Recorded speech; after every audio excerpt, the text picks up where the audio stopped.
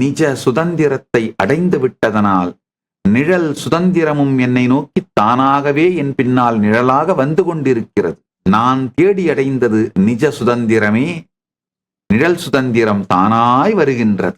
நான் தேடி அடைந்தது ஞான அனுபூதியே, இந்த நாட்டின் தலைவன் என்கின்ற பதவி, கைலாயத்தின் தலைவன் என்கின்ற பதவி தானாய் பின்தொடர்ந்து வருகின்றது. நான் தேடி அடைந்தது பெருமானின் பதம் மட்டுமே, மற்றவை எல்லாம் பரம் மட்டும்தான் நான் தேடி அடைந்தேன், மற்றவை எல்லாம் தானாய் பின்தொடர்ந்து வருகின்றது. அதனால ஒருவேளை நான் அடைந்ததை அடைய வேண்டும் என்று நினைத்தீர்களானாலும் கூட நான் சொல்வதை வாழ்ந்து பாருங்கள்.